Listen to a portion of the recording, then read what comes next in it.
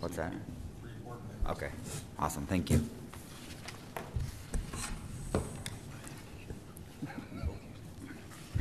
Okay, let's dive in on the regular Power Commission meeting.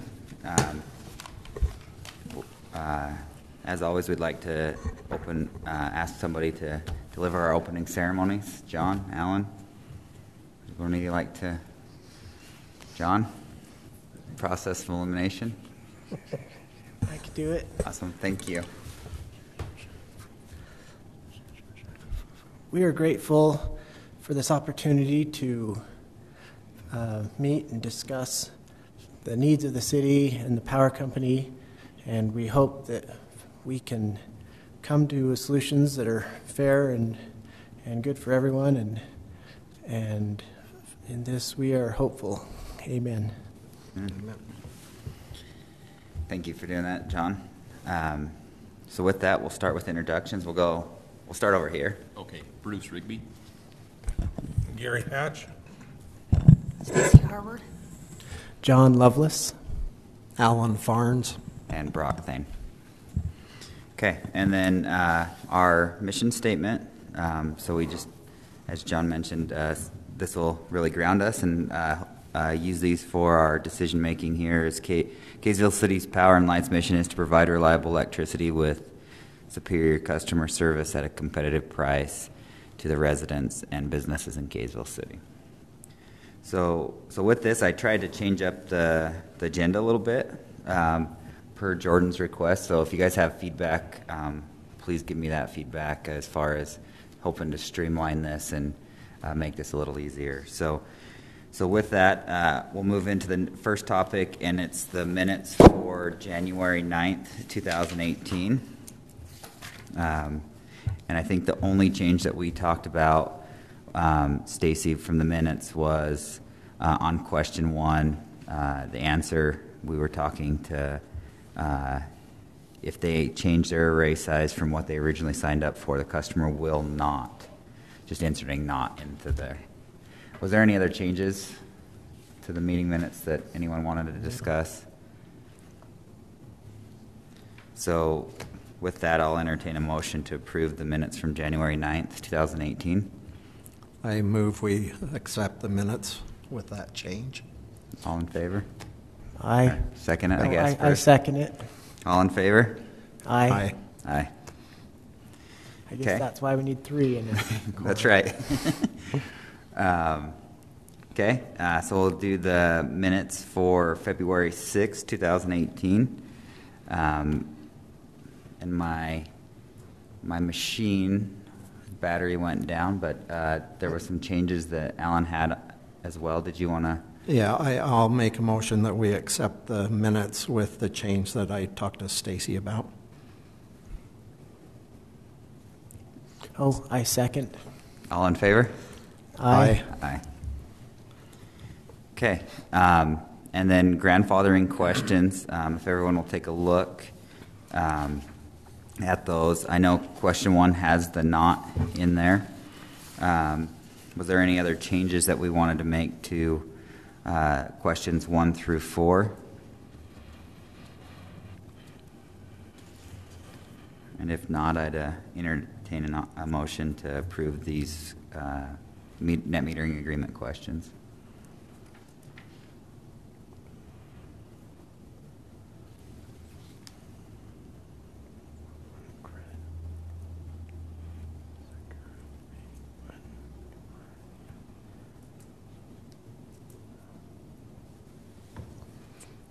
Okay, so that's Looks where good. you added the not was in that first question. Will not lose their Yeah, the customer will grandfathering. not lose their grandfathering.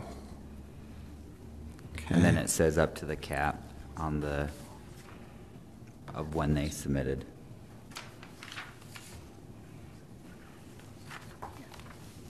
January's.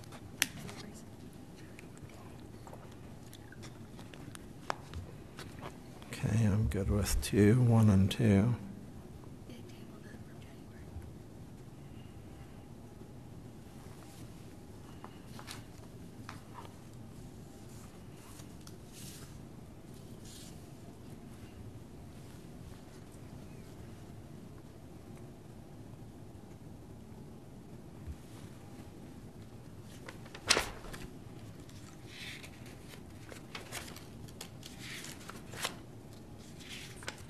Yeah, I'm good with all these questions and answers.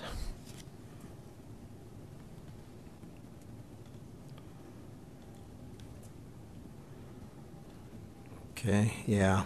Question 4, is the current rate 1-to-1 credit during the grandfathering period? I would say the answer is yes, currently. It's not a guaranteed because we're saying in 3 that we can change rates. So long that doesn't guarantee it's going to stay a 1-to-1 ratio. So would it be fair to say, what if we said yes, but those rates are subject to change according to net metering? So if we just copy paste that, is that fair? Because I think that's fair to disclose that. Yeah. Yeah, So- that's what it is currently. So I interpret that as the rates, the amount they're charged and the amount they're credited could both change at any moment, at any time, but the 1-for-1, I think, wasn't that part of the grandfathering that they're going to get that until 2033? So if rates change, I don't think we can guarantee that when in question 3 rates are subject to change within 30-day notice. So we can't guarantee that will continue through this whole grandfathering period.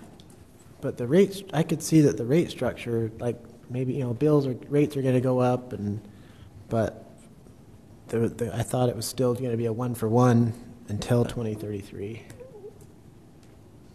So I think I understand what you're saying. So what you're saying is let's say that the rates were to increase 10%, just as an example.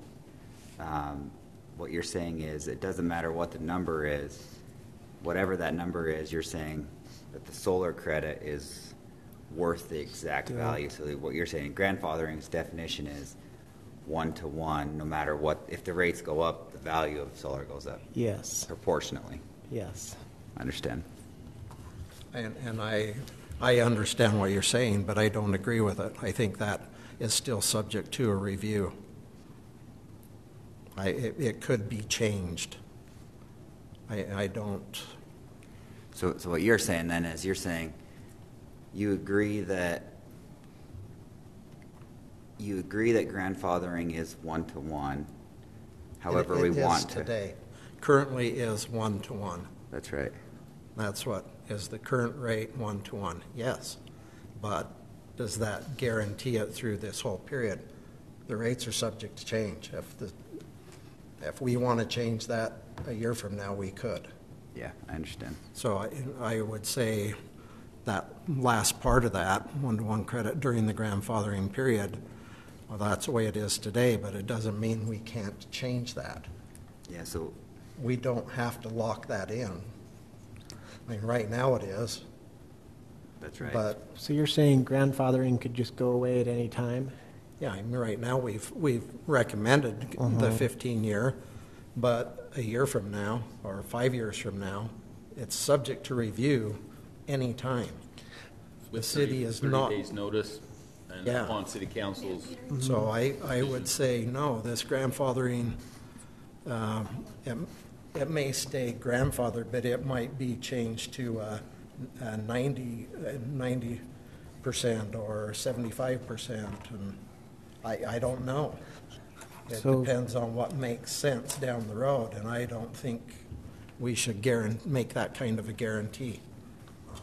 The agreement says it's subject to change, and I don't think it's just subject to a kilowatt hour charge change.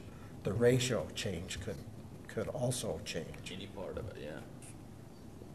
So then the current rate under the current grandfathering is 1-for-1, but if that Still subject grandfathering to change. if that grandfathering is changed, is redefined, There is still a potential to redefine that. And that's in the agreement everyone signed, at least most of the. Old ones and the new ones are all, has that provision in it. 30, subject to change 30 days notice. So I agree with all of these except number 4, as written. but currently it's a 1-for-1. Yes. So if you were to reword this, you would say, yes, currently, however, all rates are subject to change according to the net metering agreement, which states rates may change within a 30-day notice. Is that what you're proposing, Alan? Let me reread this.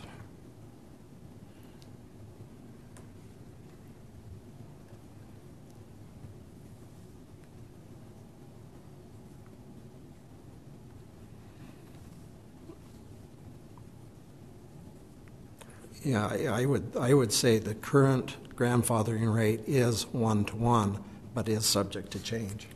So basically, the last 2 or 3 sentences of question 3's answer, we could just paste onto question 4's answer and say the answer is yes, but all those rates are subject to change according to the net metering agreement, which states the rates may change with a 30-day notice. That's right. And the Power Commission will recommend to the City Council the 15-year grandfathering period. And to be clear, I've seen it both ways. I've seen Rocky Mountain Power just to be clear, Rocky Mountain Power did guarantee it. They did say these are the rates guaranteed for 15 years. And I've also seen it where it's clear, just to be 100% candid, right? It's clear in the net metering agreement that it does state that it is subject to 30 days. So I'm kind of sitting on the fence, and I could see both points, to be honest. I could see we should guarantee it, then I could see, Alan's point of, well, it's in the agreement and everybody signed up for a 30-day notice. So I'm on the fence of either way. How many total net metering customers do we have now? Right now? Yeah. We're at about 180. 180? Yeah. I'm sorry, total that are fall under the grandfathering agreement. Depends on how many follow through by the end of March. I had about 60 people sign net metering agreements during that 2-week period at the end of the year. So we'll see how many of them follow through. So okay. All of the 180 right now are still on their grandfathered. Yes.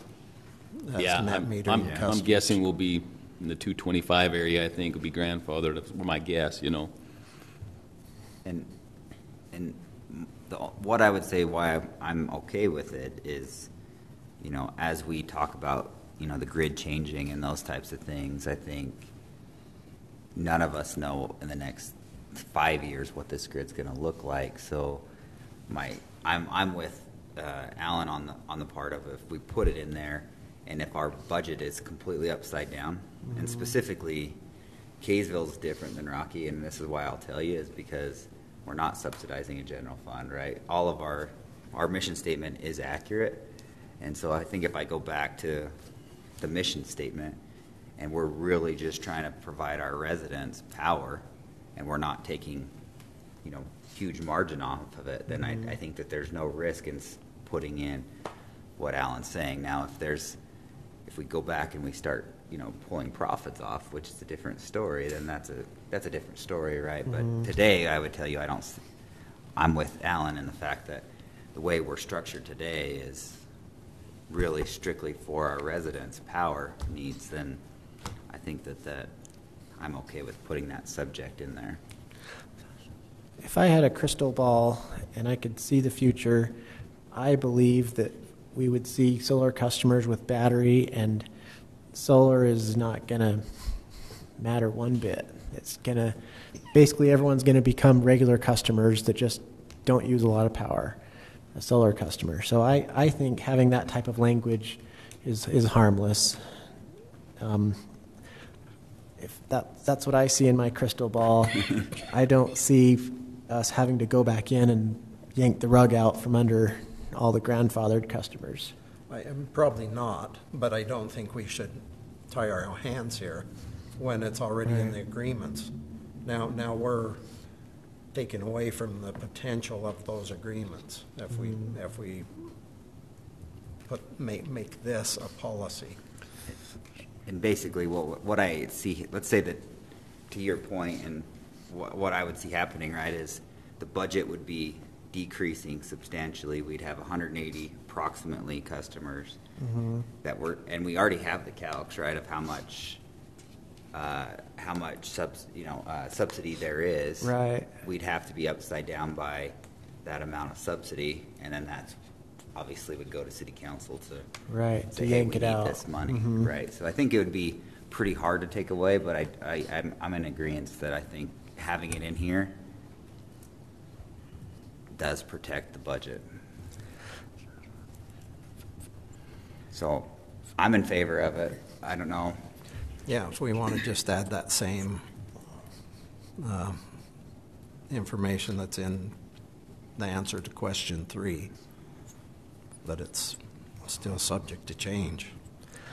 You know, you didn't want the 15-year agreement, and you gave it to me anyway. I'm willing to give you this one. So I agree. Let's put in some other language in there to keep that door open. So I'm going to read it, and then you guys tell me if I did it exactly right, and then I think it sounds like we're ready to make that motion based off of if I say this correctly. So, so I'm going to say yes, currently, and then I'm going to just copy this from question 3. But all those rates are subject to change according to the net metering agreement, which states that rates may change with a 30-day notice. Rates or policy can change within the 30-day notices too, so it's not just subject to, to rates. Any part of it can change. Let's see here. So you want me to say, but all those rates, should we put / policy? I think so, just to cover all the bases, yeah. Okay. So if we can so what we're saying is modify question 3 to say rate / policy, and then question 4 would say rate / policy as well. Is that accurate? Yeah, I think it'd be great. Okay.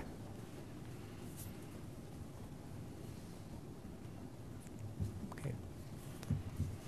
So I think we're there. So I'll entertain a motion to approve the net metering agreement questions with the question 3, question 1 inserting the not, question 3 adding the / after rate / policy, and then question 4 saying yes currently, but all those rates and policy are subject to change according to the net metering agreement, which states that rates may change with a 30-day notice. Okay, I'll make a motion that we accept this net metering agreement questions and answers based on those changes. And I will second it. All in favor? Aye. Aye. Okay. Okay. All right. So the next 2 items we've pushed. We're waiting for Sean to present. He's looking at the connection fee. Is this something that we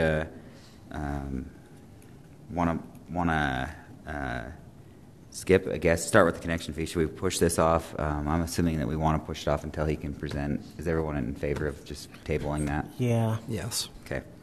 And then the max residential system size, just I know that we've had discussions on leaving at 15 kW. That's kind of where we've talked about demand, we've talked about kilowatt hours, we've talked about what do we do for netting, power bills, those types of things. So let's just talk through that for a minute. I think where we've settled is just saying 15 kW. We haven't had any issues, but let's talk through that a little bit.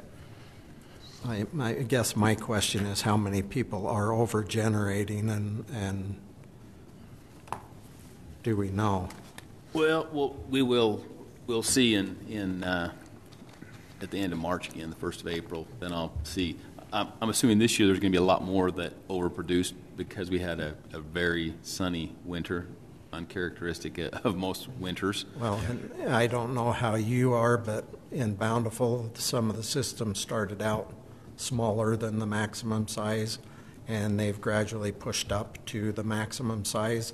But until you get a 12-month history on it, you don't know. Right. I suspect a lot of the newer systems, if they're putting in the 15 kW, are going to overproduce.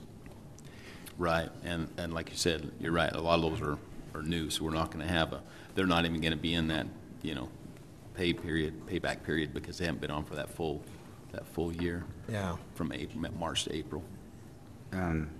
What Rocky Mountain Power does is, and it's going to start the discussion on how we want to bill, but what they do is they put a max system size, but then they also say you can only offset your usage. So it would push us back to keeping the yearly payouts, but it would say put in 15 kW if you want, but if you only use, the offset of 15 or 5 kW, then that's our power, right? That's not That's your right. power. There's no such thing as rollover minutes Right. on Rocky Mountain Power. That's right. You forfeit for the year. You forfeit everything. That's right. And I'd love it if we went to a no rollover months. Whatever you use in the month, whatever you produce in the month, anything else is ours. That's where I would like to see the line drawn. Because we're buying a lot of power in spring and fall. Doesn't make sense to me. And even batteries won't fix that. There's surpluses coming in the spring and the fall. And they're not going to save it clear till summer or winter with a battery bank. Yeah, my only comment is that we need to decide soon, so we don't have a lot of people get on this new, net metering agreement. And I think only had one sign up so far with the new one, so. Okay. I think the difference in what we charge for power and what we're crediting, that 2 to 3 cent difference is kind of self-regulating in itself. Like someone's not going to want to overproduce because they're not going to get as much back. So that I think that kind of helps in that sense. And I also do like the idea of if anything excess after the end of the year, you forfeit it. I don't know if I can get on board with going month to month though, forfeiting month to month. It probably would only happen for a properly sized array. It would happen in the spring months. I agree with that, but really, what is it hurting to have? I think the bigger problem would be they're producing so much in the morning spring hours that it almost becomes a grid stability issue at that point. If you have too many people on one distribution transformer backfeeding, 10 kilowatts, you could potentially overload the distribution transformer. I think there's a bigger risk there than an actual cost risk. I guess the issue is fairness. Could every customer oversize their system and overproduce in the spring and the fall? What would that do to the utility? If you can't offer it to all your customers, then it's a subsidy to the ones that you do offer it to. I think that goes back to I think we'll have to more carefully assess the specific distribution transformer. Is there enough capacity in that transformer to handle an additional solar customer? I think it really becomes that question. Well, no. If you can't offer the same thing to every one of your customers, is that fair? I'm not saying just in one neighborhood or on one distribution transformer. We should give all of our customers the same opportunity. And if we're giving some of these early adapters an opportunity that we can't continue to offer to every one of our customers, at some point you got to draw the line and say that's too much. You're getting more than your share out of this. Am I wrong? I'm trying to think through. So that I understand correctly. So let's keep diving in a little bit. So what we're saying right now is, I think we're all in favor, and correct me if I'm wrong, of you should only offset, and we'll add a layer after. But as of right now, I guess the first thing is, do we feel like they should be able to produce more than what they currently use? Let's start there, and we'll add a layer. Okay, yeah, I would say, no, you produce what you use. We don't want a bunch of residential generators. Okay. So what we're saying right now is, so we're all in agreement that you should not get a credit or a incentive or a refund of any kind above what you currently use. So you should not ever get, the new customer should never get more than what they currently use on a yearly basis, correct? I would agree with that. Okay, so then now we add the next layer, and that is, and I want to just kind of think through it and make sure I understand, is every month now what we're saying is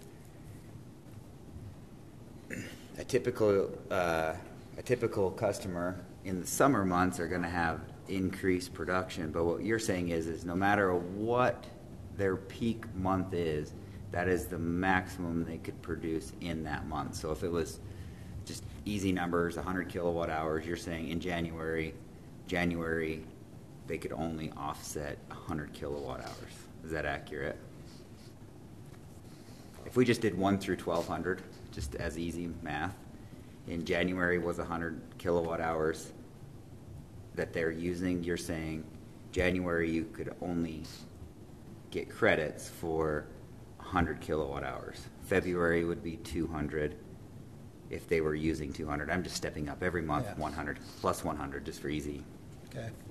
And so in December we would have 1,200 and they could offset 1,200. I know that's not what they're going to do. I'm just saying that's for our example. For this example. So my question then would be, what I don't understand yet is how does it affect our system if we credit for the next month? So let's say that in January they produce 100 and we credit 50, they use 100, they produce 150. How does it affect our grid for the extra 50? If we give them a credit, not an incentive, not anything, but if we say they could use the 50 in February. Help me there. Okay. Can we store it? We cannot store it. And then you tell me how that helps the grid. How does it help the grid to have them overproduce if we can't store it? So If every one of our customers decide we're all going to put solar on and we can't store it, then why should we be buying it back from them? Why should we be giving them the credit for it? But let me flip the question again. Do we pay them the right amount in our rates? And are our rates fair? So spot market, this is really what's going to check our rates, right? Is if we have a surplus of 50 and our rates are accurate and if we sell them, are we losing out by those 50 kilowatt hours, for example? If we pay them the correct amount, do we lose out? Is there a subsidy there? We're still not paying them the correct amount. It's penciling out for the budget, Okay. but you can go buy solar at a solar farm for 4 cents, less than 4 cents. We're still paying more than that. So is that the correct amount? I can't answer that. We're better off than we were Right. with grandfather and with the net metering, but no, it's not the correct amount yet. So we're giving them 6 cents for solar, but we could have bought it for 4 cents on the open market. Well, we could go buy it from a solar plant instead of from each individual customer for a lot cheaper than the 6 cents. But then it still has to travel through the grid, and we're going to pay, fees to get that power to us. It would still be less than 4.5 cents with losses and wheeling charges. So let me just bring it back because I understand what you're saying. But if our rates are accurate, there's no subsidy. Is that accurate? If you agreed that with whatever we could buy the rates at,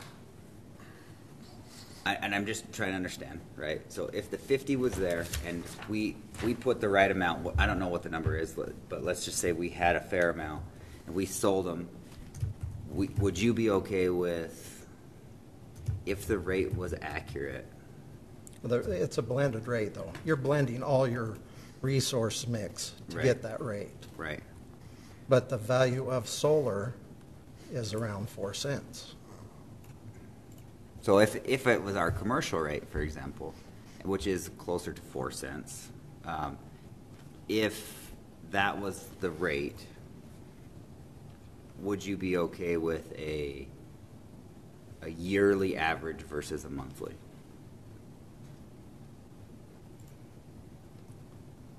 Well, we're buying power, surplus power from them in spring and fall, and we can't store it. We're just selling it. That's all we're doing.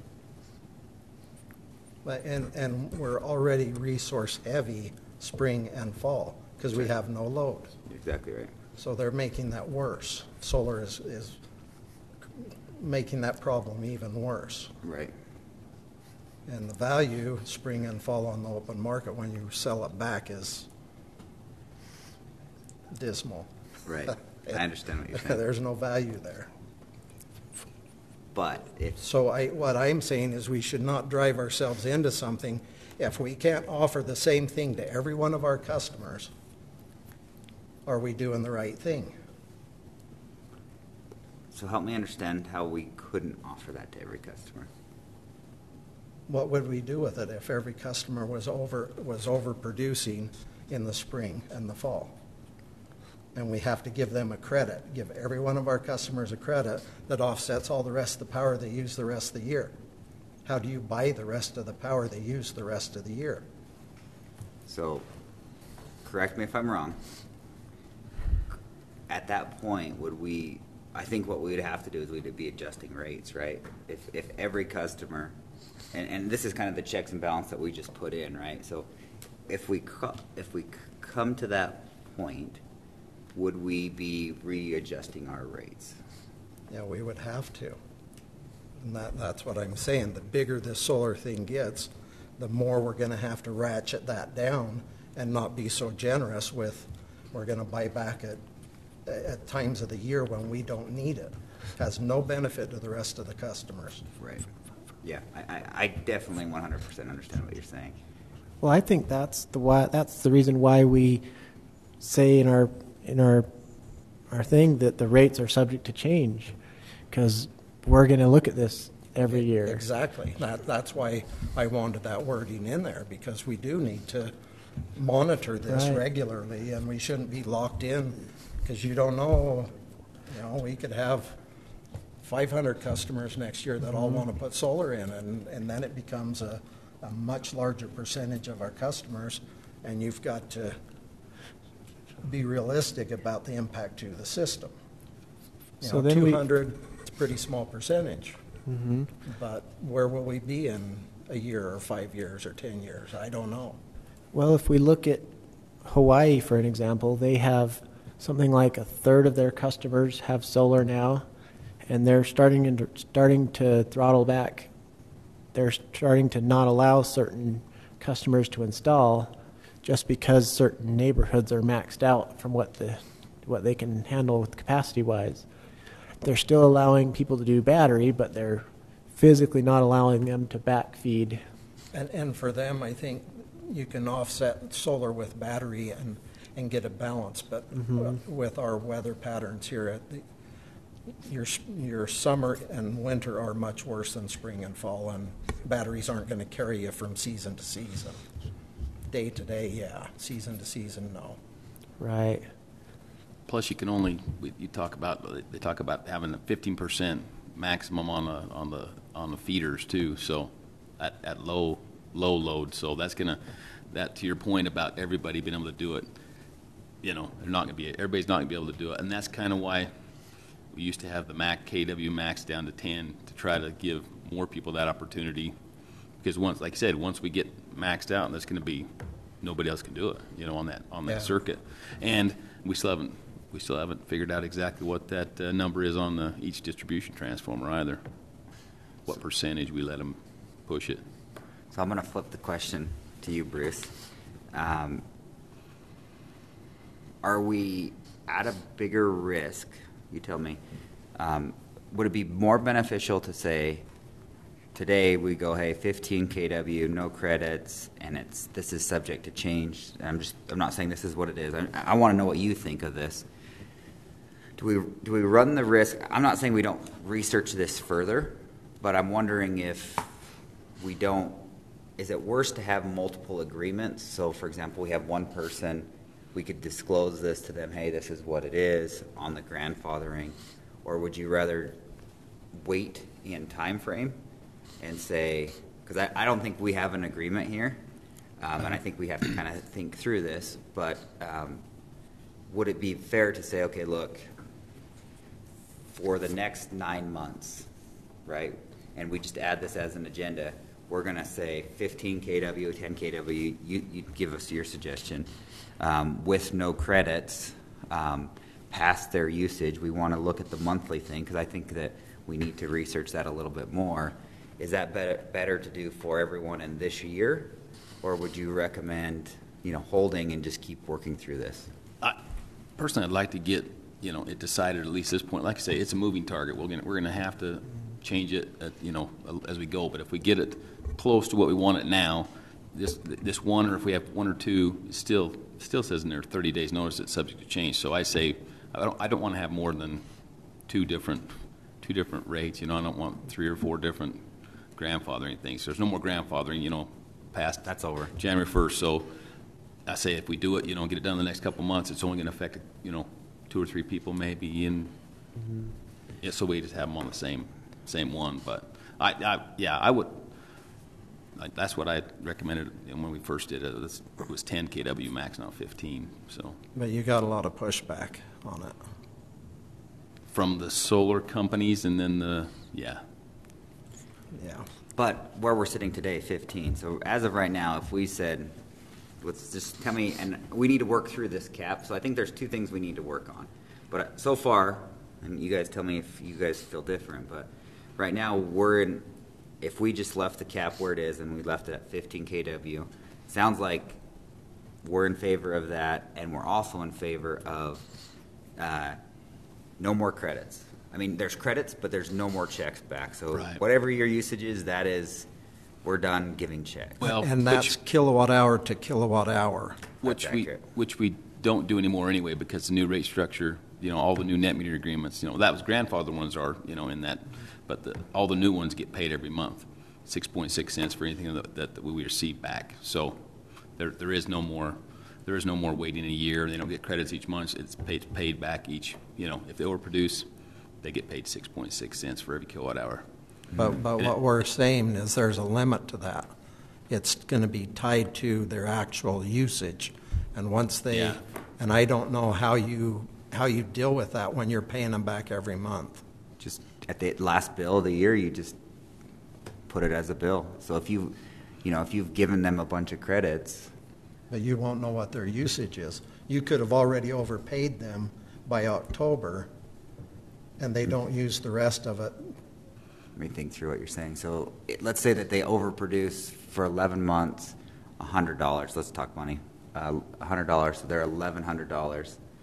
Walk me through that, just so I can understand what you're saying. Well, okay, and I don't know what period you're going from, where your start and end is it January 1st to There's no. December? Right now. Because you're paying it bounces monthly. every month now, so we don't have that credit to deal with, and that works with the billing system. To, So by pay the out end every of the month. year, if you've been paying somebody for whatever their production was, at the end of the year, you find out their production was 20% less was 20% more than their usage, how do you get that money back? Can you invoice them? I don't know. I don't know billing wise how you keep track of all that. Because you have 2 bills. Like we have 2 meter. Every new customer.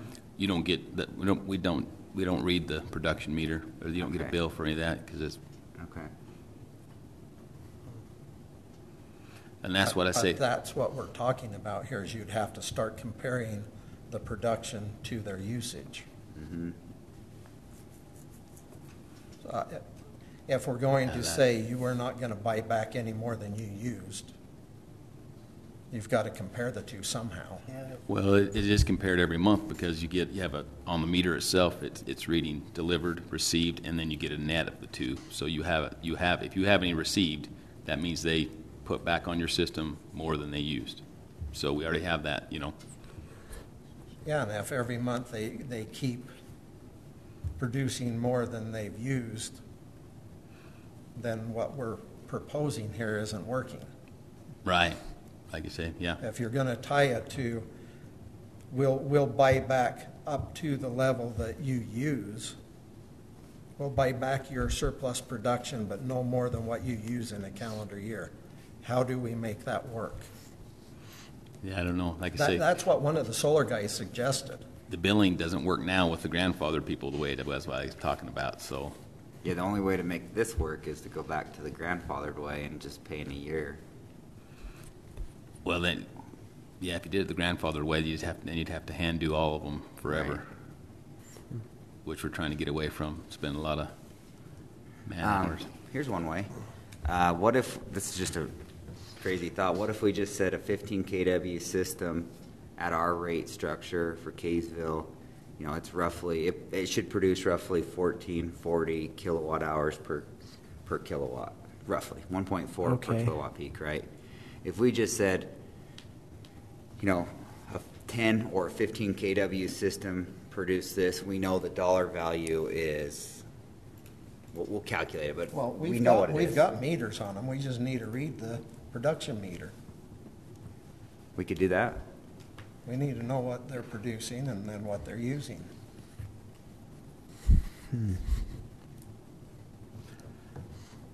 How difficult is that?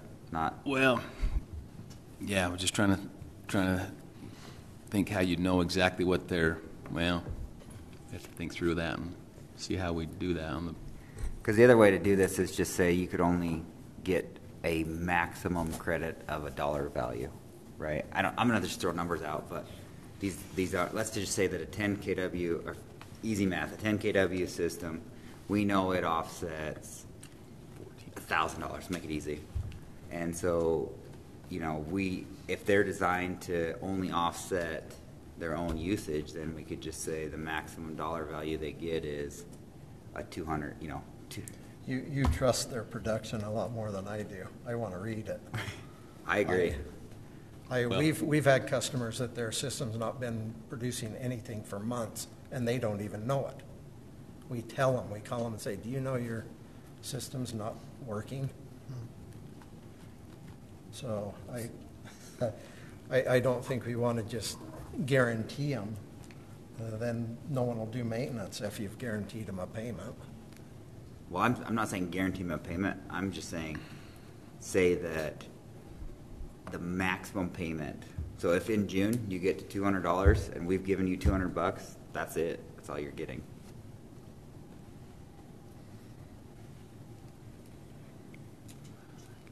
So it sounds like we need to think through this more.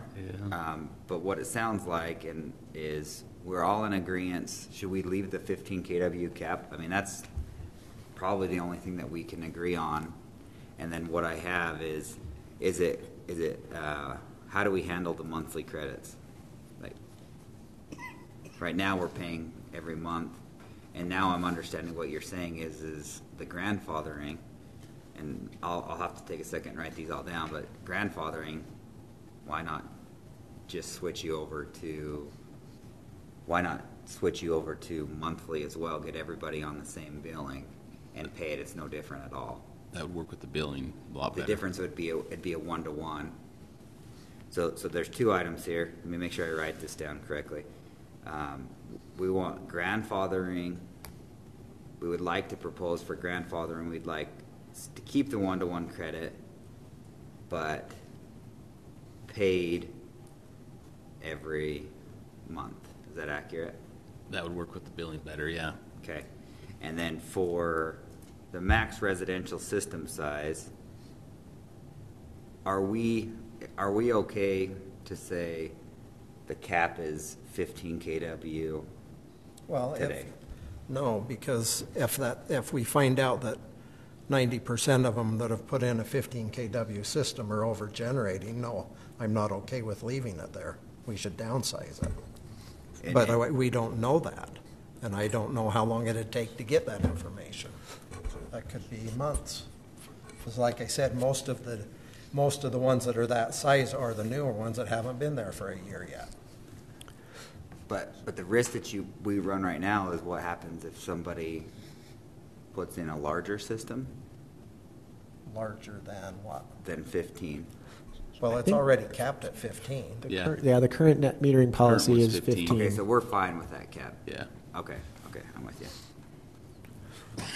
15 is a huge system, and assuming it's on their roof, that is a lot of roof space just to put that large of a But system. if that's the maximum size, that's what the salesman's going to try and sell, whether No the question. customer really needs it or not.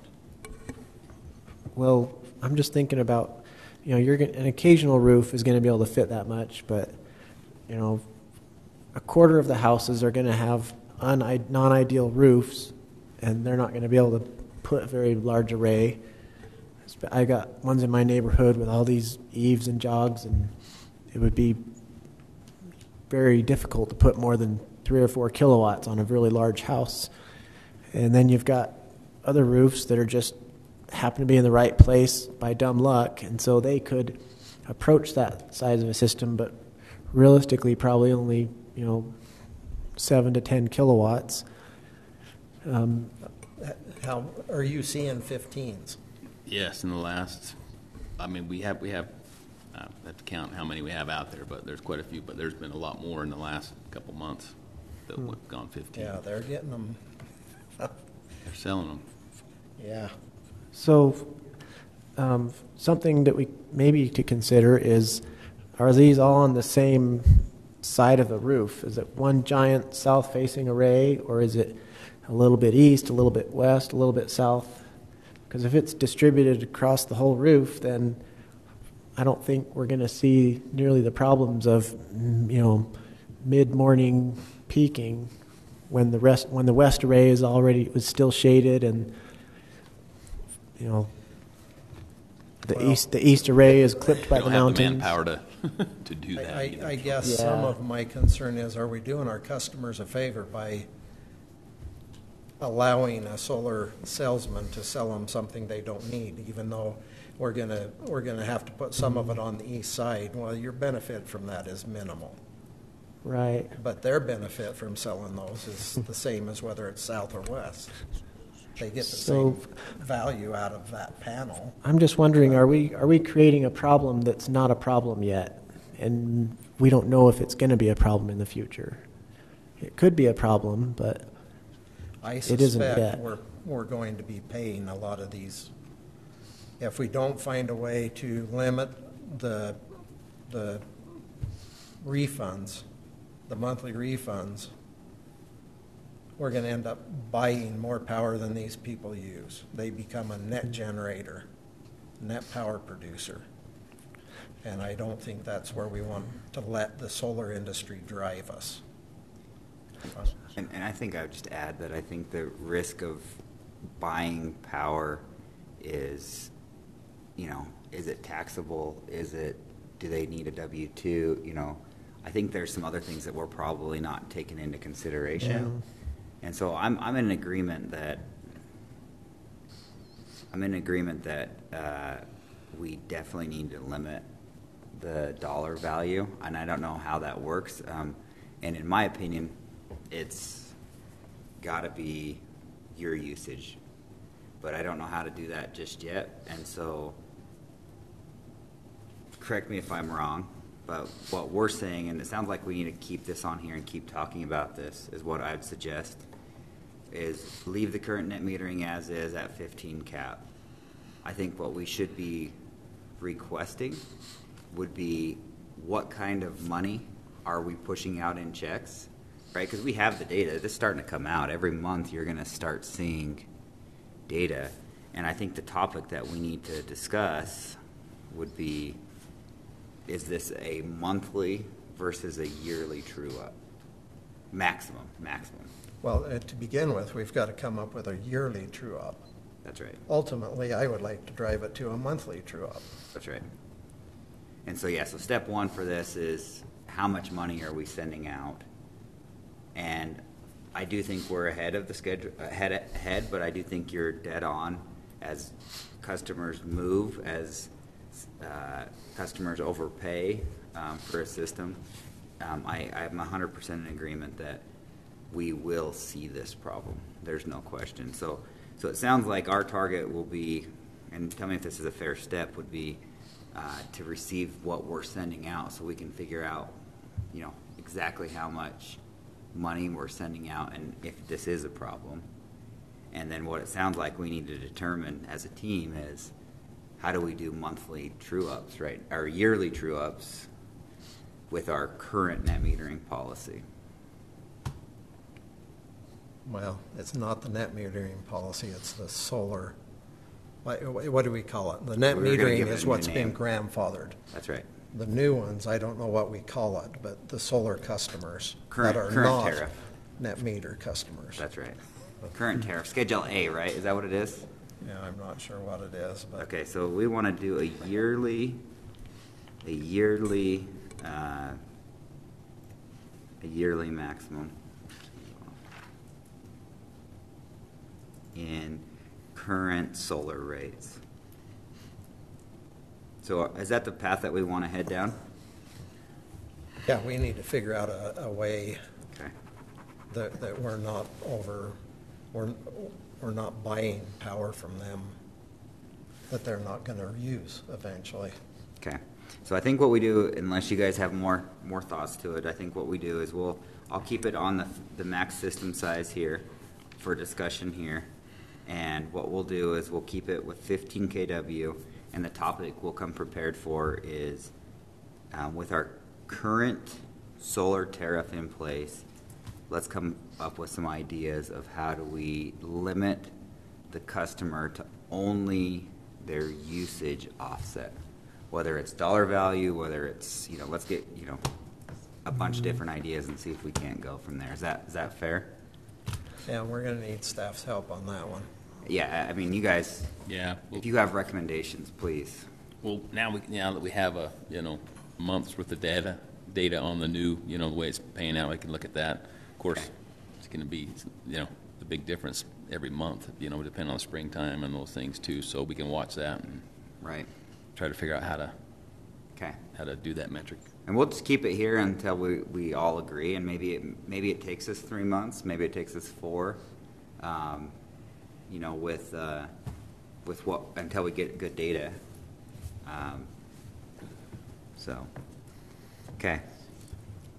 And then also on that, I would, if we could somehow separate it between the 10 kW and the 15 kWs, if there was a way to draw that line, to say, hey, here's what a 10 kW system looks like, here's what a 15 kW system looks like, and that'll help us say, hey, as a team, it really needs to be 10 kW, and here's why. Yeah. Okay. So, okay. I don't know if there's technology to do this yet without battery storage, and maybe this is maybe our solution will happen once batteries become more of a thing, is maybe we say we limit the amount of watts they can, almost like a reverse demand charge. Like if you're backfeeding, not really a demand charge, but if you're backfeeding, say your array and your consumption at the time, you're backfeeding 10 kilowatts to the grid. Maybe we say your system has to be programmed so that it can only backfeed a maximum of 4 kilowatts or something like that. Yeah, And whether that involves the inverter throttling back or the system dumping it into a battery, but maybe we should kind of go that direction. But I don't know how you would do that with current technology without battery. Yeah. So you can do it. It's called the zero export system. Just keep in mind, I think you're taking away a lot of the benefit really fast. Hawaii does require zero export, and they also require connection to them. But you are gonna be, taking it from here, and now you're saying there's zero net metering is what we're saying is you need to only offset what you're using real time, which I'm not saying is unfair. I'm just saying you're jumping from clear over here to there. And I Right. think it's a good point of zero export systems, because I think that in the future, if we do hit 15 PV penetration of 15 plus, we are going to need to be able to Right. do exactly what you're talking about. So, okay. So, So we'll leave this one alone for today. yeah, we'll table this Okay. one. I think it's good dialogue, and I think we have enough to think about there. So let's go back into the work items. This is where we want to spend the bulk of our time, and let's talk through. I think the number one topic that's the most urgent topic is the system reliability study. So, Alan, I know you talked about last month that you were very concerned, and we talked about coming in and talking about what are some of our options, what are some recommendations. So I'm going to flip it to you. And Well, I just would like to know what kind of weak spots we have on our system, and get some money in next year's budget to work on some of them, and maybe have some involvement on prioritizing them. So we want to fund a reliability study, and then also look at your 5-year plan. You mentioned you have a 5-year plan, so we can kind of see what areas you're already targeting for upgrades and how much it is, and are rates set to where we're going to be able to fund those things that need to be done. That was part of Jordan's model, was that 5-year capital plan was in there. It's part of its model, so. Okay, and that's what I just like to see what we're funding. I'm not sure. He may have included it in there, but we didn't get to see what we funded. And is that enough? Are we keeping up, or do we need to be funding double what's in there? I have no idea. I have no way of knowing. I don't think any of us have any way of knowing it, the point we're at right now. So I'm just asking for some information. And when you look at our, what do you call it? You read at the mission statement. yeah. System reliability. Well, the Power Commission has had zero discussion or review of system reliability. And after the outage we had, it was obvious even in November we couldn't backfeed from different directions. We did get the commercial customers up. That's because it took 4 of our 6 transformers out with that outage. It took 4 of our substation transformers out of 6. That's why. So there's a difference between reliability and But backup. that was one problem, though, and the potential's still there. If you look at that breaker, Rocky Mountain's breaker that feeds those same 4 transformers, if you have a failure there, those same 4 transformers are down. We need to come up with a plan to back them up somehow. If that would have happened in January or February when it's freezing, we'd had a lot of homes in trouble. Yeah, and that's Rocky Mountain Power's side of that too. That's Yeah, but these for are our our customers, and what can we do to protect our customers? That's what I'm getting at. And I think one thing I really like about what you're saying is I think sometimes specifically for me, we get focused in solar and these types of things, but I think what you're saying right there is the value of Kaysville Power, right? We've made it the core, and I think that when we're discussing these rates and January or February or whatever's happening, right? I think that what you're saying right there, the reliability, obviously it's a mission statement, but that's why people want to stay connected to the grid, is for what you're talking about. There's a value to that. So I think that's sometimes that, I personally miss that. So I like where this is at. And I think, so that I understand correctly, what you're saying is you would like to see an RF, and maybe I'm taking a little one step further, but an RFP go out for how much does a system reliability study cost, and then we could say, we don't know if that's in the 5-year budget, but then we could say, did we budget for the right things in the next 5 years? Is that accurate? Well, you need to have the study done so you prioritize the right things. Right. Which if one breaker can take out 4 of your transformers, that's pretty high priority to me, and it's a pretty cheap fix. One breaker doesn't cost that much. But that's not up to us. That's Rocky Mountain Power's control. That's what I'm saying. And we need to get involved with Rocky Mountain Power. What are you doing about this breaker that is old, 60s vintage, I bet? Are we all comfortable with that long term? To me, that's a pretty high priority. And I don't know what's in your 5-year plan, but I worry about that breaker. If you're not worried about it, you should be. Right, but like I say, yeah. And what are we doing about that? We need to be talking to Rocky Mountain and make this a priority, but how do they even take that out of service to change it? If we don't have a way of tying the system back together some other way, now we're talking an outage the whole time they change that out for everyone who was out that night, that day and a half. And correct me if I'm wrong, I like where you're at. In my mind, the fix is double feed it with 2 breakers, right? And then have a switch kind of like you have over here as an option. There's one option, right?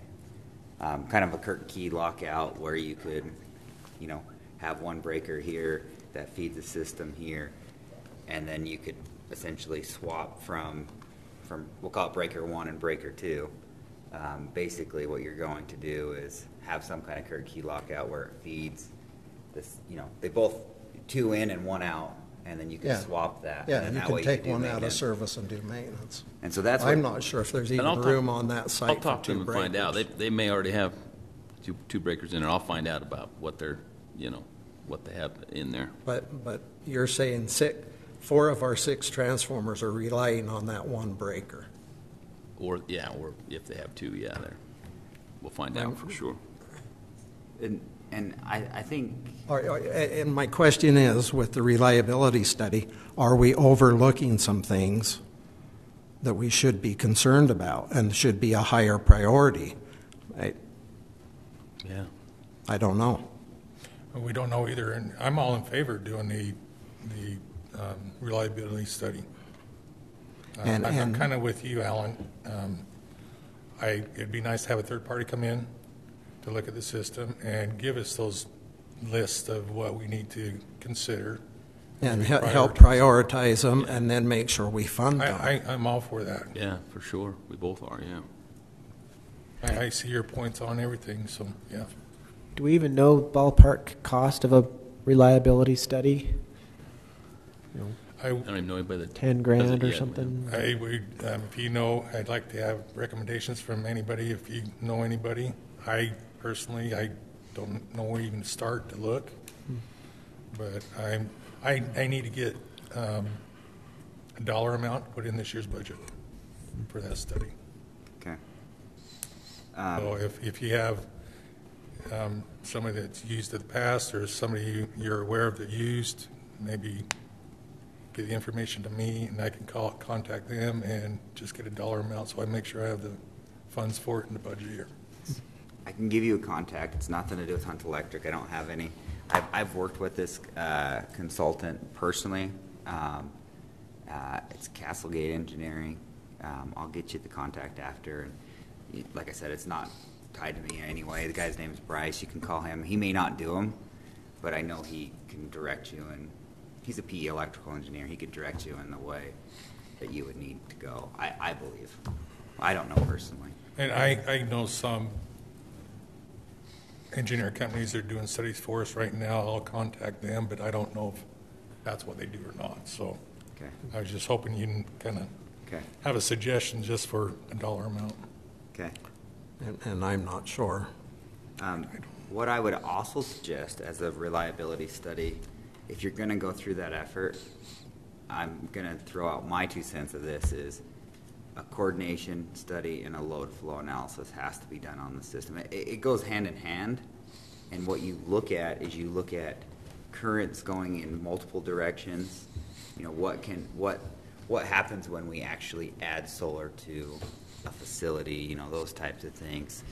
And then that just rolls into the impact fee and making sure that if solar does come on, or any generation, doesn't matter if it's solar, whoever's connecting to the grid is taking their fair fee. And so I would tell you that if they're going to look at everything on a reliability study, Well, they are two different things, though. they are. The coordination study, I'll bet, is somewhere between 30 and 50,000. I don't know what a reliability study would be.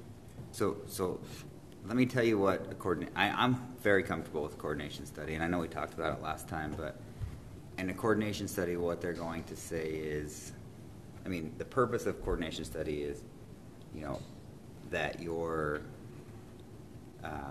upstream breaker does not trip prior to your lower stream breaker, right? That's the purpose of a coordination study. In that load flow analysis, and if you're looking at the reliability study, you need to understand which way all of your electrons are flowing. And so my experience will be, regardless of the cost, I believe that if you model this into one of the softwares we talked about and then keep it up to date, that is how we're going to have to be able to look at the electron flow specifically from every single home. Every home and every source that we add. Yeah, it's a major investment up front, and then it's an ongoing investment. That's accurate. Yeah, we don't have It is. Don't have the manpower for anybody to even do that, you know, now. So Right. The benefit, though, is, you know, in our budget we carry some, you know, some of the stuff in that 14.2. The benefit is you can tie. So let me flip it just a different way. If a new customer comes on, if we don't carry it or allocate those costs accurately, then essentially what we're saying is the citizens, our customers, are subsidizing that solar, new generation, any customers that come onto the thing or onto our grid, we're subsidizing if we don't hit those real impact charges. So the benefit would be, I would tell you that, yes, I agree with it's a huge investment, and yes, do I think that there's a process? Yes, but I think that the ongoing could be pushed to the customer, because what would happen in that situation would be we have a megawatt we have somebody that submits a load sheet, right? And they say, let's just say it's 200 kW. We have somebody that wants to add 200 kW to our grid. In our permitting, what we do is we submit that to a third-party engineer. We don't have to have this in. We could have some agreed-upon rates. Those costs get passed back to the owner of the system. And what they do is they take the model that we've generated, run the load flow analysis, and make sure that we aren't creating weak points, because part of the reliability study is if we don't keep a reliability study up to date, yes, we can get a today's snapshot, but the issue is if we don't make that commitment, that my experience is in a year from now, that may not be our choke point. So we have to keep that up to date, and I think the value will be that you don't have to keep it up. I think you will dynamically see your weak points if you keep it up to date. So while you're thinking about it, I'll give you a good example. Involved in a microgrid, currently we deployed it 8 years ago. It's functioning microgrid, size of Rhode Island in the state here, has a very similar setup as we have, has a 46 kV connection into 2 substations. And our analysis where we started, and has solar, has generators, has other production, and where they started was reliability, fixing the tie line between the 2 substations. That's where number one place that they started. And then what they did is they did a full model, and they're very similar as what I would say Kaysville is. They require anybody that submits a new building or any of that to see what their impacts are. You know, the development that wanted to have us run power a long ways away, all those fees would be, yeah, that's fine, but you're paying for it. You know what I'm saying? So here's the study that shows why and what conductors and all the upgrades from, this substation all the way through. And Rocky Mountain Power does the same thing. Whenever a new generation comes onto the site, solar, under 2 megs net metering, exact same thing. QF, qualifying facility above 2 megs, they will tell you from, what point of generation, hey, I've got to upgrade this line, this conductor, this circuit, this conductor, all the way down to where you're at. If I've got to update a switch, any of those things, they're telling me all the way up stream to where it's at. And the way that they're doing it is by having all of this modeled out. And I think there's value in putting it, in my opinion, value of putting it all together, because if you're 20 or 30 and then you can, let's say the reliability is 10, I don't know the numbers, I believe that you would be able to piggyback that and get a better value of maybe it's 40 for everything. I don't know. That's my thought on it. So is this like a software package that the utility would buy or pay a rent into to have this constant modeling going on? Yeah. So I think the best. It's either that or you pay them yearly or every 2 years or however often you decide you need to. Give them red lines and say, update our. Okay. So, but yeah, if you don't keep it up to date, it's a big investment that becomes useless in 5-6 years. It's not. All your coordinations are wrong. Your arc flashes are also wrong. All those things. So basically, what I would tell you is it's basically a P-SPICE, if you're familiar with P-SPICE modeling. Yes. It's exactly the same thing. It models every single point in our system, and then it looks at current flowing from basically in any direction. You can run different scenarios, and then it generates a bunch of reports. So do we have the cost to do it on staff? I know we don't. But what I'm saying is you'd have a huge time commitment and a cost commitment for, let's say, 9 months, for an example.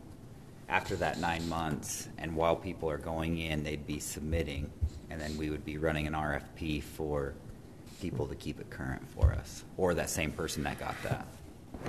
You'd have to have the AMI meter data to even do that, wouldn't you? To know what the load was on each line and each circuit, and you know what I mean, as far as at each point. Well, the AMI would help, but you can. That's the only way. I mean, there's a lot of it you can get.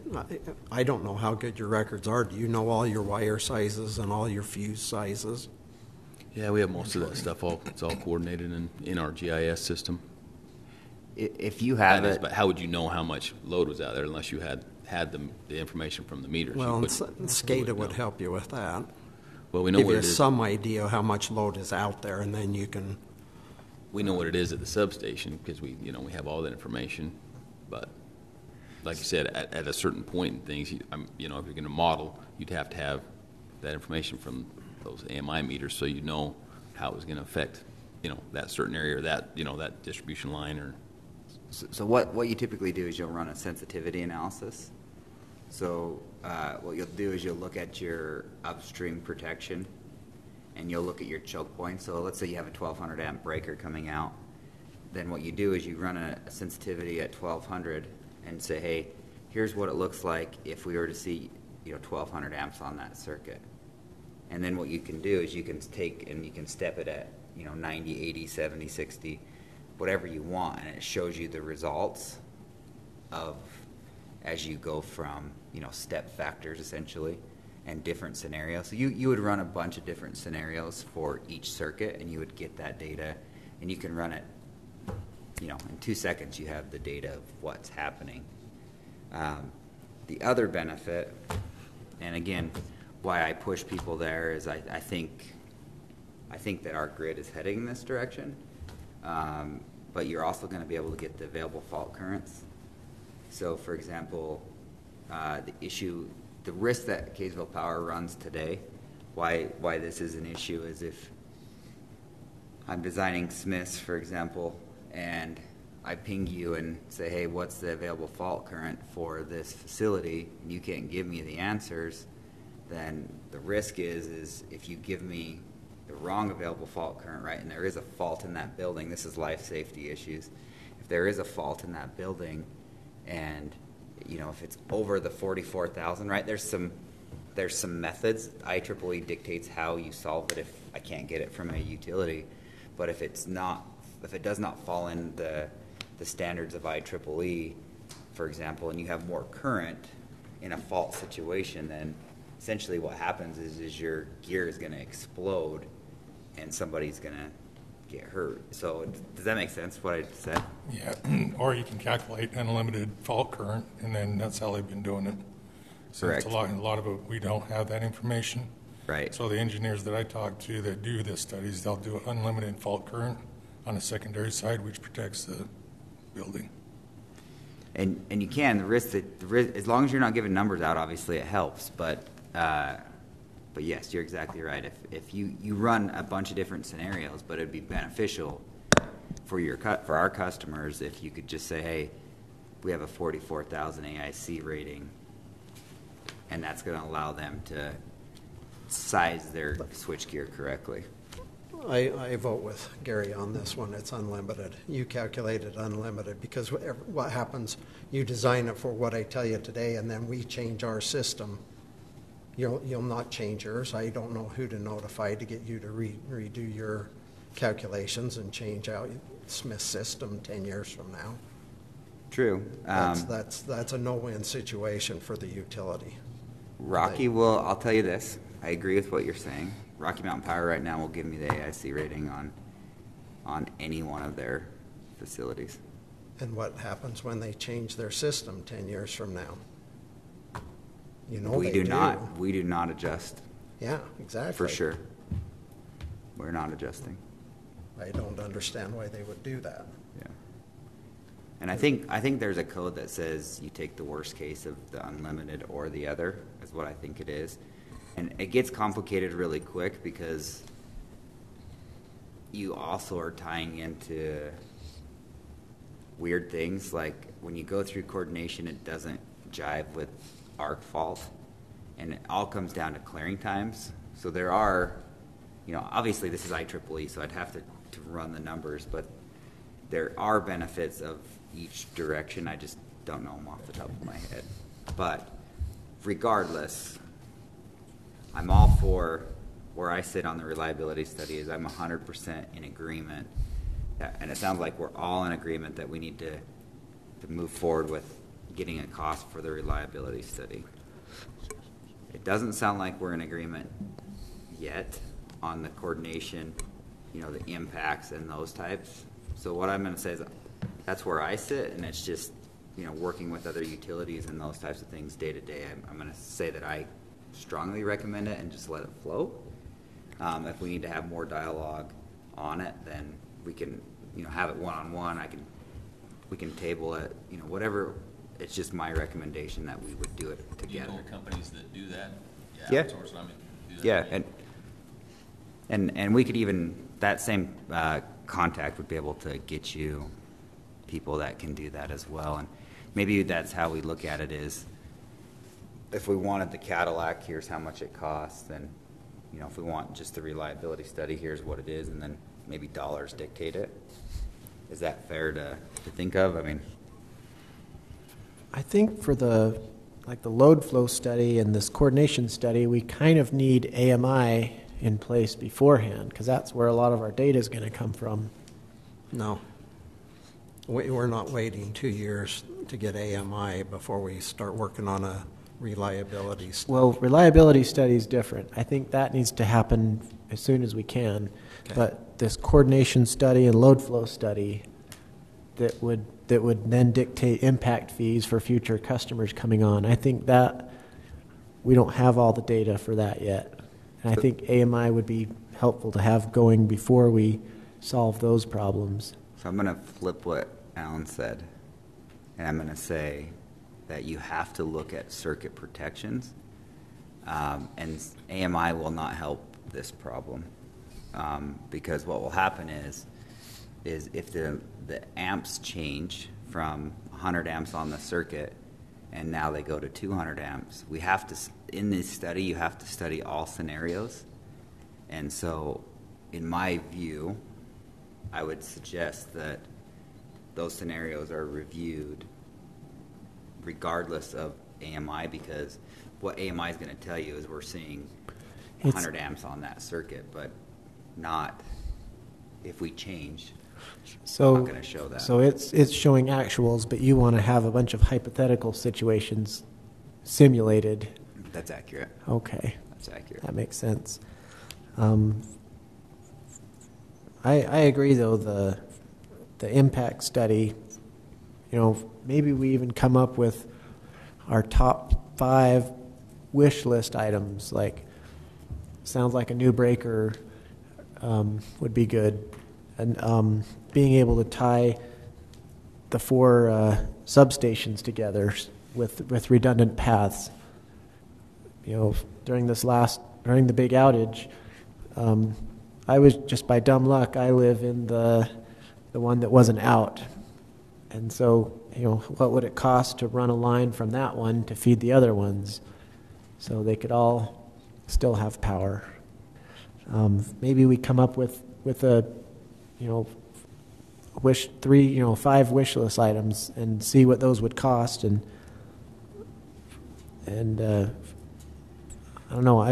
It's kind of out of my field of expertise here.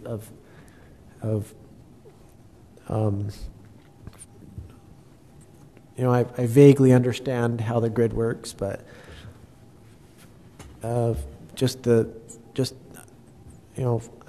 not. If we to make it resist what happened last year, what would it cost? What would it take to have prevented that outage and all those transformers from blowing up?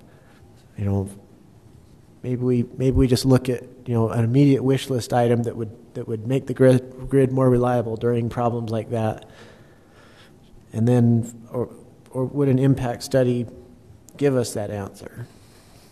Yeah, and I think that I think we're all in agreement that we need the reliability study. We need it quick, right? So what we're saying is, to that point, we need it yet. Well, a long time ago. We need it quick, and we need to have some money in next year's budget to start taking action on whatever the study results recommend we take action on. That's right. And to your Which point, more than likely probably will not happen. okay. Can we use our cash reserves in this year's budget to do the study? I can't imagine it's, if it's. I'm sorry to interrupt, but I'm not saying that getting the study done, I'm not saying that won't happen. I think that's a possibility. But in order to get the study done, completed in a timely manner before we have to hand in our budget, I do not think that's doable. No, I'm not saying that. I'm saying set aside some money in next year's budget that once we get the study completed and they recommend this is your top priority, that we can get started on it, that we don't lose a whole nother year before we fund, because you could have a year's worth of engineering to do before you can even start fixing the problem. That's right. And we ought to at least have some money into next year's budget to do the study and to get started on whatever the top problem is. So may I ask this, what would you recommend to put in the budget for an unknown?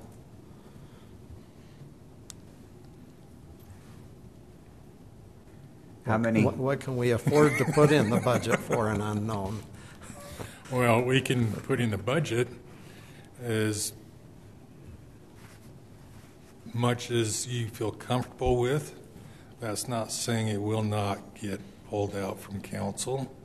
We can put any type of money in the budget, but just please keep in mind that council has a final decision on what stays in the budget and what does not.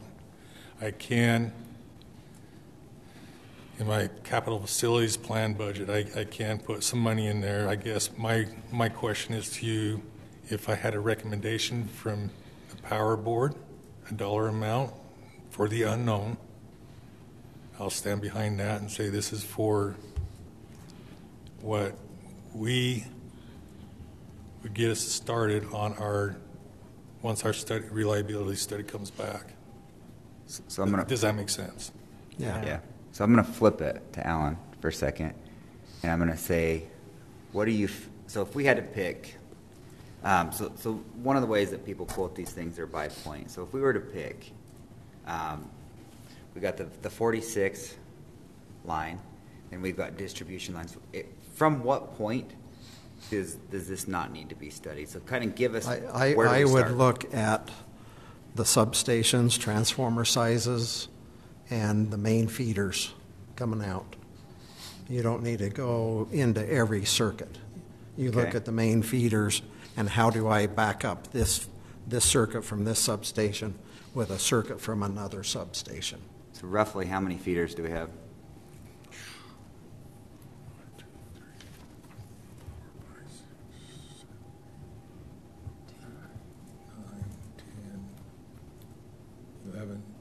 12, I believe, 12, 13, somewhere around there if I counted right. So just out of just thinking through this, you've got 46. You come down and you've got connections between. So there's we'll just say 4. So we've got roughly 16 circuits that essentially, I'm just categorizing, right? That we need to analyze. Is that a fair statement? You got to feed your feeds into each substation, which I'm calling for. No, because they're just dropping right off of Rocky Mountain Powers. The two west subs drop right off of Rocky Mountain. There is no. And so does that one. No, this one comes that up one second comes across. north. That's right. So there's only one there. Yeah, so you've got that one run Yep. that actually feeds 2 subs Okay, so you've and got 4 transformers. Okay, so we've got one, So- and so we've got basically 13, 14 feeds, roughly. Yeah, Roughly. circuits to look at, yeah. And how do we? How many points in between do you think there are? When I say points, just call it junction. Like whenever we transition, how many transitions? S&C cans or fuse. That's right. Blades or whatever. Yeah. That's right. Depends on the circuit. Our main feeds is blades and Bridge switch. just, inline blades or gain switch blades or at 600 amps. That's our main feeds. Quantity. In those circuits, how many do you think you hit? Just rough order. We're estimating this right now. At least one on each one, so where we can tie them together, we can tie the subs together. So 8, 9, somewhere around there. Okay. 1, 2, 3, 4, 5, 6, This is 7, cheap. 8, 9. Yeah, just This is cheap. identify the old equipment that needs updated. Yeah, Are your transformer sized properly? that's right.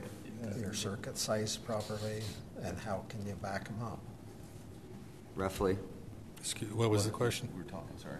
Roughly how many? You think 20? If I said, let me just say it this way: if I said that there was 25 failed points on the medium voltage circuits from Rocky Mountain Power Feed to the point that he said, is that a fair statement? 25 roughly.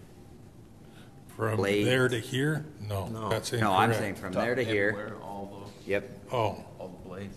Anywhere that you can Yeah. fail, roughly how many points are there? 25? no, There's not that many. probably 14, 15. Okay, I'm an engineer, so I'm going to say 25. What I'm going to tell you is going rate, even for a coordination study at those range, high end is $250. So we're talking, in my opinion, what you're going to have is you're going to have somebody run it through a software. They're not going to give you the software for this, but they're going to have this study. You're going to be, we're in the magnitude of 6 to 10 grand. It's very cheap to do what he's asking, very cheap. So if you just, I added 67, I added 33% on that. And then I think if you added a fair, safe factor of, 15 grand, I think it would do what you're asking. You guys provide all the information to an engineer. If we take 15,000, just to reverse it back the other way, and you divide it by $100 an hour, that's 150 hours for an engineer to analyze what you're asking, which is 4 weeks.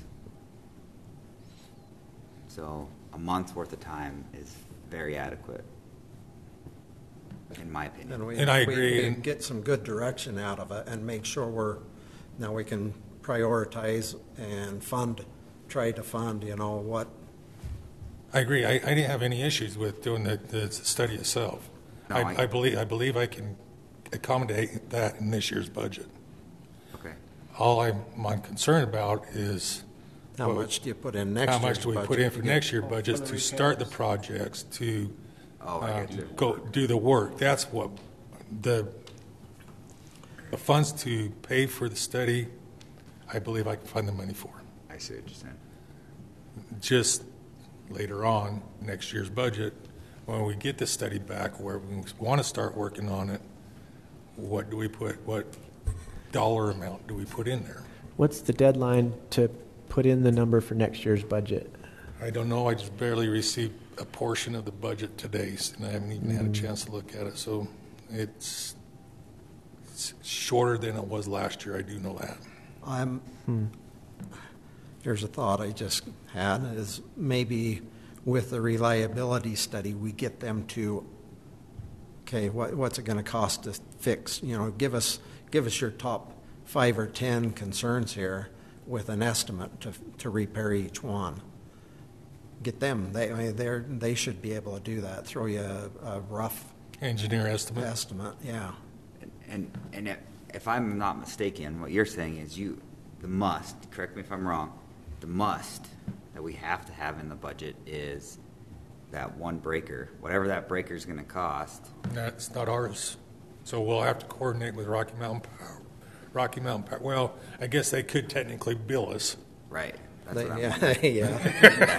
I guarantee you they don't. So I guess, you are correct. We do need to know the dollar amount on that, I guess. Right. And then if they have But that's up to fees, them.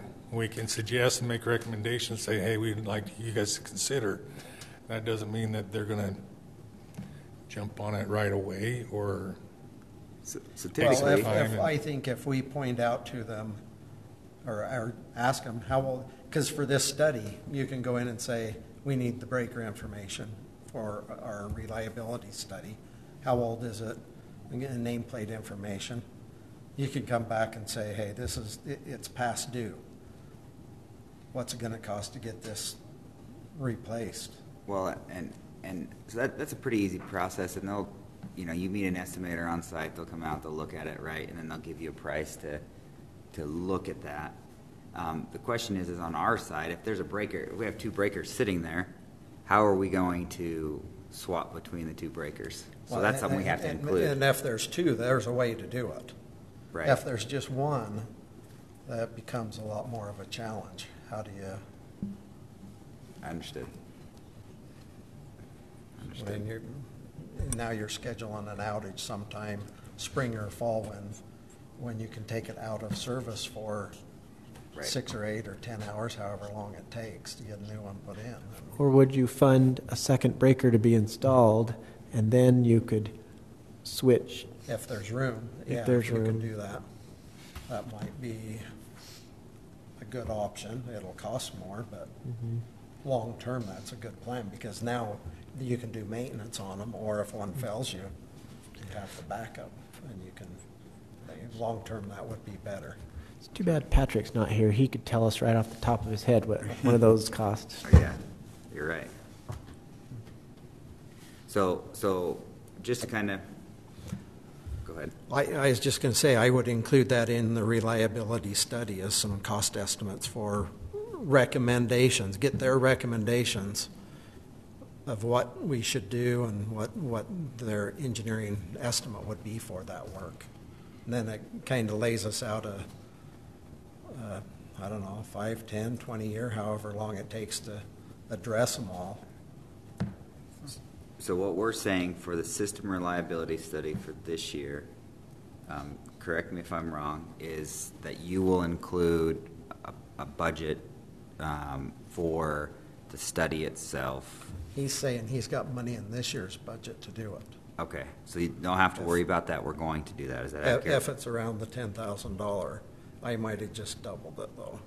If we want them to give us cost estimates and I think you're going to be comfortable with in the 15 range. I think if you find the right person, just being candid, somebody can do that for you. Well, also just keep in mind, though, I got certain requirements I have to follow. So Right. if it does fall over a certain dollar amount, you're looking at least a month before I can Sure. even get going on it. what is your cap? 25. Okay. I think you'll be, my suggestion is, I think a fair estimate on this, and I've done a fair amount of these, not reliability, but coordination. I think a fair estimate is 150 hours to do that is very generous. It will not take that long. Okay, so you've got money in that range. But I believe I can find money in that range. Okay. Okay. But just to be clear, our recommendation as a power board, let's make sure that you have our recommendation so that you can say that, right? Our recommendation is that we need a system reliability study as soon as possible. Is that accurate? I agree with that statement. I second. All in favor? Aye. Aye. So you can at least say that we need to move forward, and hopefully that helps you. Does that help at all? Yes, depending on how long the study does take, depending on the dollar amount, depending on a lot of variables in it. I might have to ask next month of maybe a recommendation if I do not get an engineer's estimate in a timely manner for my budget. I might request a recommendation for what to put in the budget. Okay. That will be our next meeting. Okay. Okay, so I'm going to keep it here. We'll make sure we bring it up. And then for the coordination study, I may be all alone on it, but my understanding is my feeling is we ought to at least run an RFP. This is something long-term, so this isn't something immediate, but we ought to at least look at what the costs would be and what may make sense. And I think the introduction should be for this team. Maybe what we do is we look at a partner of ours is Idaho National Laboratories that has had a lot of experience with working with microgrids. So would it be of interest to come in and have Idaho National Laboratories come in and show us as a team, system reliability study, coordination study, I shouldn't say system reliability, load flow analysis, coordination study, microgrids, those types of things and how they've handled them. Is that of benefit, or don't waste our time? The only concern I have is who's going to manage it.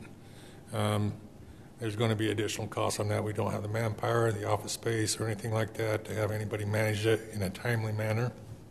So we'd have to more than likely consider having an outside or third party manage that for us. So that's an additional cost too. So just keep that in mind. Yeah, definitely. And my suggestion to that would be just that the cost would go to the customer that's connecting to the grid. That'd be my suggestion. For the cost, the timely manner thing, I understand what you're saying. Okay, and then impact fee, we talked about. the budget review. So it sounds like you're seeing the reviews, and Alan had some questions on that. Is there anything else that I think what we're asking is just to be involved in that process if we can? Yeah. And so maybe just some emails. Here's what we're thinking. Here's what you're thinking. Those types of things. I would like to get a chance to see it before it's finalized, before you're taking a recommendation to City Council. At least give us a chance to have some input in it, or at least ask questions. And What I was thinking of doing, and what was a recommendation from the city manager, is once I put the budget together, I will email it to all you guys. You have a chance to review it. You have a chance to ask questions, whatever, before I turn it in. okay. Is what I understood. I'll verify that. I know Dean, our finance director, he did give us a date today in our staff meeting, but unfortunately, some dates kind of go out of my head. So it is a shorter time period that he wants it back. And the way the process works with the budget is I fill out the budget, I hand it in to the finance director and the city manager. They review it, they do cuts even before it goes to city council. So what I'll do is, once I complete it, I'll email it to you. You might not have a long time period to look at it, depending on how quick I can get it put together. Okay. And what I would say, just out of experience with these things, I would just say, hey, if you want to comment, this is your due date. Stacy's good at being, this is when this due date is for me. And it really helps me because, we're all busy, right? We leave here, we forget and things like that. So if you just put in the email, due by, noon today. Yeah, comments due by this is urgent, whatever. then I think I've seen everybody be very responsive when we do that. So, But I know I'll be working on it shortly. I know the time period that he gave us now is very short, so. okay. And that's where I guess I'm kind of hesitant on, not hesitant, but concerned about the reliability study being done and completed and have enough information for an engineer estimate.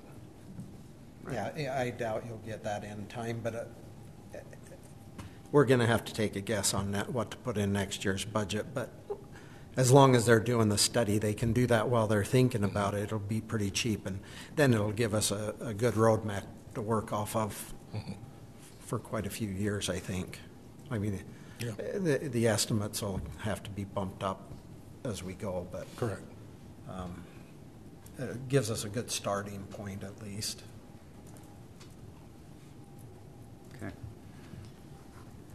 Anything else on budget? No. And then anything else? So there's no public for comment here, but anything else as far as staff recommendations, our recommendations? We have a list. Let me pull up while we're going through recommendations. I'll just pull it up on my phone. My computer's dead, but of future topics. So let's throw them out while we're, while I'm looking up the other topics that are on that list. Commercial residential rates, commercial solar, max system size. Okay.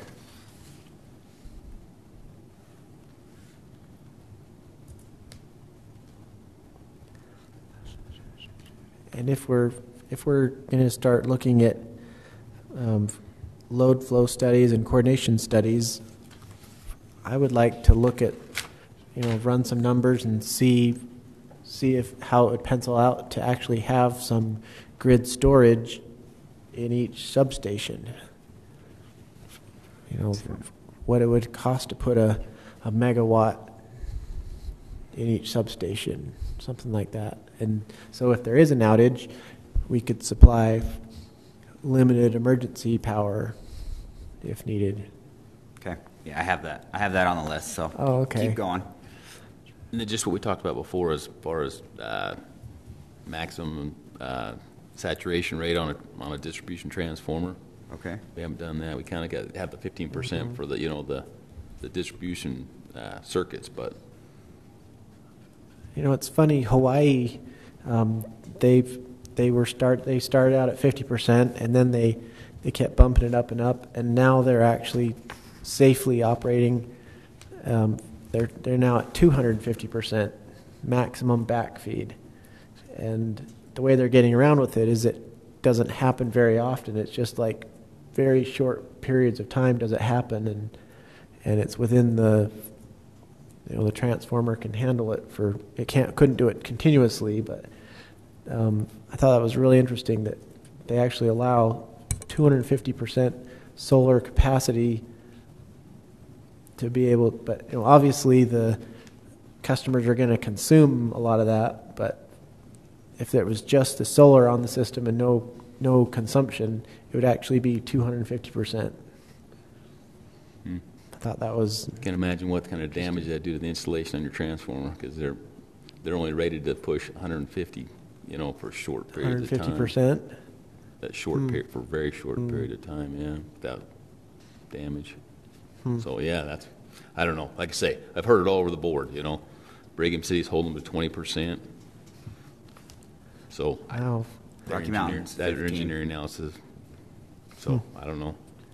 Because one customer could max that out. Yeah. That's why they have to do it. Yeah, Done. put a bigger transformer in. They So tell all the other customers, sorry, we're full. just have to upgrade it. But also, I guess we need to add that to the same agenda, is at what point do we stop upsizing the transformer? At what point for instance, if the transformer is saturated to 15% or 20 or whatever we decide, and we can upsize the transformer, does that one person that wants to add additional load to the transformer, they pay for the whole cost, or how does that work too? Okay. I think that all need to be included in all that. Because the way we do it now is that for service upgrades, whatever, and if the transformer does need to be upsized, that one person pays for the upsize of the transformer. That's the way we do it now. Okay. And that is consistent with Rocky Mountain Power as well. Okay.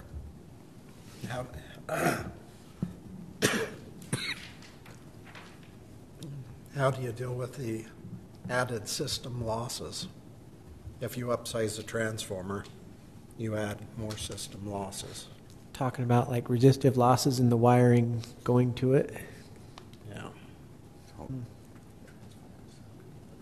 Sorry, let me say your question one more time, please.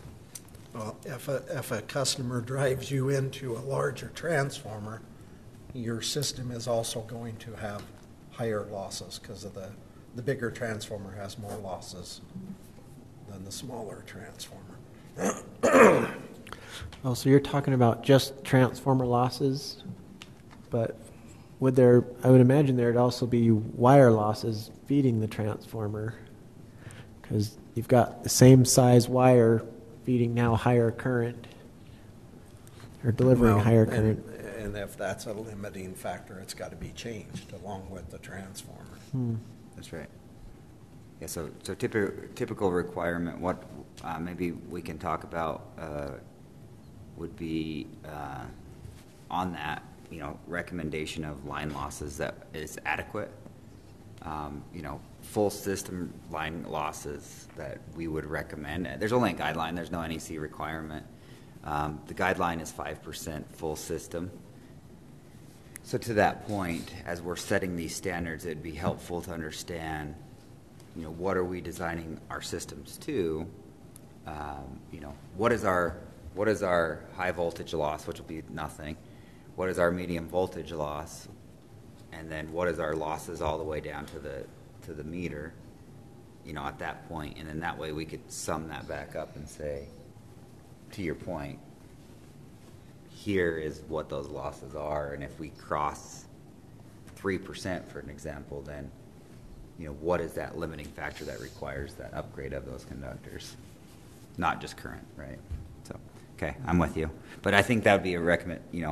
What I'd like to hear from you guys is what's been your rule of thumb of system design? Is it 5? Is it 4? Is it 3? Is it 2? You know, what is the losses on the system? Loss on the system averages 3.5%, 4%, right in that area. Okay. Okay. And then probably a question would be, in those upgrades, if you push that, you know, if we say that this is our standard, Kaysville's standard was 3.5, at what level is acceptable before we require an upgrade? So just some thoughts to think through, because at the other part of this would be, you know, as you're going through these, you would have just like Rocky Mountain Power has their what is that, is it the EVR? I can't remember what it's called. It's a bound book that has all their standards of all their transformers and, you know, spacing and all those things. It's a guideline, right, that whenever you install into their grid, you have to meet their guidelines. We should be focused on our own guidelines, right, of what we want, what is our requirement, what are our standards. And so what else? What other things should I add to the list here? I think that'll keep us busy. If we go for more than 5 minutes and we break to 9 o'clock, and then it's not like a world record, it's just a record. What about incentives for electric car charging super off-peak? Okay.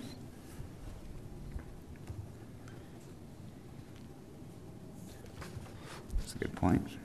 Okay. Anything else? So with that, I'll entertain a motion to end the meeting. I move we end the meeting. I second. All in favor? Aye. Aye. Aye.